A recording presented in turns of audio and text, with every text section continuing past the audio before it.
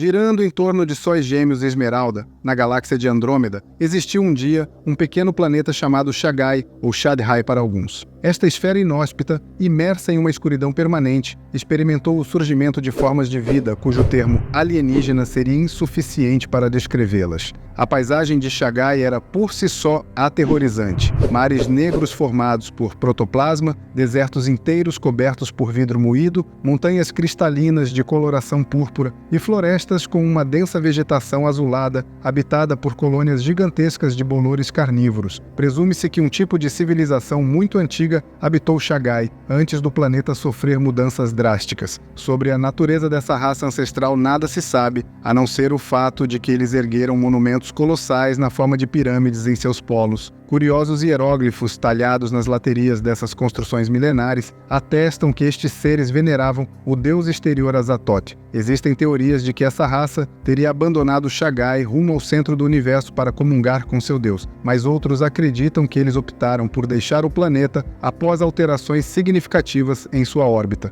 Essa alteração orbital, causada possivelmente pelo choque de um asteroide, colocou Shagai em uma proximidade perigosa de uma das suas estrelas. O planeta passou a ser bombardeado por doses maciças de radiação que destruíram a atmosfera, devastando a maioria dos seres nativos. Foram necessários milhões de anos até o aparecimento de novas formas de vida resistentes a essa energia nociva. Shagai é notório por ser o planeta natal de uma espécie de insetos dotados de vasta inteligência e capacidade adaptativa. Chamados coletivamente de Sham, ou vulgarmente de insetos de Shagai, essas curiosas criaturas foram capazes de se adaptar às constantes emissões radioativas através da habilidade única de absorver energia eletroestática do ambiente. Esse requisito foi essencial para seu desenvolvimento num mundo tão inóspito. Existe a possibilidade de que a própria radiação que banhou Shagai tenha ocasionado sua mutação. Quer entender tudo sobre essas bizarras criaturas? Então veja o vídeo até o final, mas antes, já deixa o seu like e se inscreva no canal. Dessa forma você fica por dentro do universo mitológico. Os insetos têm as dimensões de uma ave terrestre, com um tamanho aumentado pela envergadura de suas asas quando abertas, podendo atingir assim meio metro. Eles se diferem instrumentalmente dos insetos terrestres e a própria designação inseto soa terrivelmente errônea quando a morfologia desses seres é analisada com mais cuidado. Para começar, eles possuem 5 pares de pernas articuladas. Embora dotados de tantos membros, os insetos são desajeitados e se movem lentamente, usando seus membros principalmente para distribuir o peso de seu corpo. Próximo das pernas, eles possuem tentáculos que realizam funções básicas de agarrar e manipular. Uma vez que esses apêndices são prenseis e bastante sensíveis, eles são usados como ferramentas tácteis. Os Shan consideram que o deslocamento pelo solo é uma qualidade das formas de vida inferiores, por isso preferem voar. Os insetos possuem 2 pares de asas finas, formadas por um material coriáceo, localizadas na porção posterior de seu corpo. Elas ficam normalmente recolhidas, dobradas e guardadas em nichos abaixo de seu exoesqueleto. Esse mecanismo protege as asas de agentes exteriores e evitam que elas sejam avariadas. Quando voa um inseto de Shagai, é capaz de bater as asas tão rapidamente que elas parecem invisíveis. Em condições normais, essas criaturas podem voar a uma velocidade de até 40 km por hora e ficar suspenso no ar. A autonomia de voo depende de cada criatura, mas em geral, eles são aptos a usar suas asas por períodos relativamente longos, 2 ou 3 horas ininterruptas. Os insetos de Shagai não possuem antenas como seria de se esperar em insetos. Ao invés disso, eles são dotados de um equipamento capaz de executar a sondagem do ambiente na forma de apalpadores. Esses estão distribuídos ao redor de 3 bocas arredondadas. Os insetos não se alimentam de matéria sólida. Seus orifícios bucais servem principalmente para guardar estruturas longas e tubulares semelhantes a línguas que ficam enroladas no seu interior. Para determinar um odor, eles arrastam essas línguas sobre o objeto em questão, e as terminações nervosas realizam uma função dupla correspondente aos nossos sentidos de olfato e tato. Os Sham não têm uma boa audição, mas são capazes de se guiar por por variações nas ondas eletromagnéticas. Seus olhos são multifacetados, distribuídos em 2 pares ao longo de sua cabeça, fornecendo uma visão periférica extremamente eficiente. Incapazes de emitir ruídos vocais, eles se comunicam exclusivamente através de telepatia. O corpo do Cham é dividido em 3 segmentos e protegido por um exoesqueleto de coloração castanha avermelhada, semelhante ao dos insetos terrestres. Esta armadura natural os protege de choques e concede um pequeno grau de resistência a condições adversas. Nas costas e na cabeça, esses seres possuem pelos ásperos e compridos que ficam eriçados.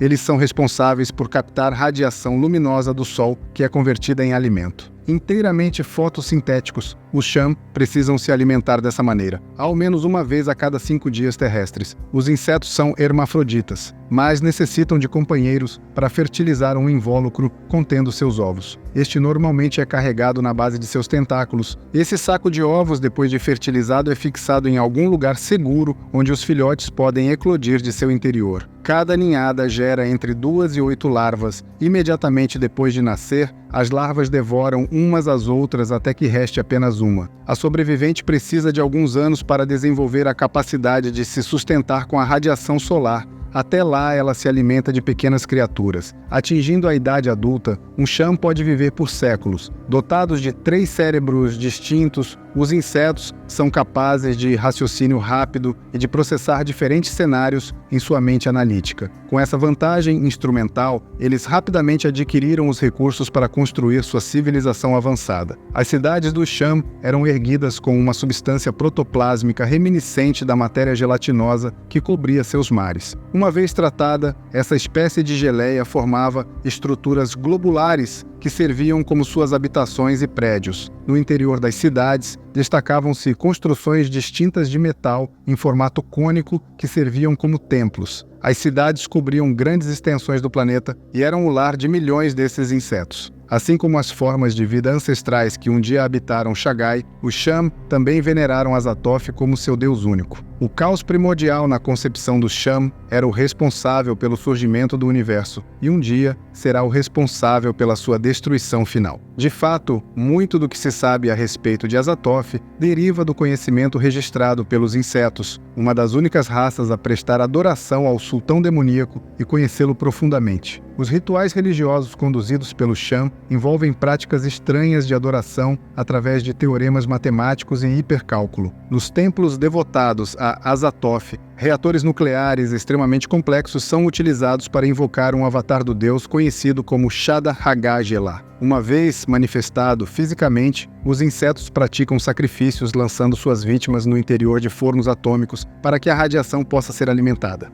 Durante seus festivais religiosos, milhares de formas de vida eram sacrificadas dessa maneira atroz. Embora os Cham possuam uma ciência avançada, eles veem a magia como uma forma de comungar com seu Deus. De alguma forma, eles encontraram um ponto de equilíbrio entre ciência e magia, entre tecnologia e misticismo. Usando a energia produzida pelos seus reatores nucleares e as invocações que lhes permite conjurar avatares de Azathoth, os Cham conseguiram desenvolver notáveis pirâmides metálicas que os transportam via teleporte para outras esferas planetárias. Usando esses dispositivos, os insetos conheceram outros mundos, onde aportaram com intenções hostis de conquista e colonização. Supõe-se que no auge de seu movimento expansionista, os insetos de Shagai tenham tomado posse de pelo menos uma centena de mundos diferentes. Ao fazer contato com outras formas de vida, os Cham descobriram a capacidade até então desconhecida de habitar matéria orgânica. Tornando seu corpo imaterial, os Cham podem adentrar a mente de seres dotados de inteligência, passando a habitá-los na forma de pensamento puro. Para tomar posse de um corpo, o Cham precisa apenas fazer contato com a criatura escolhida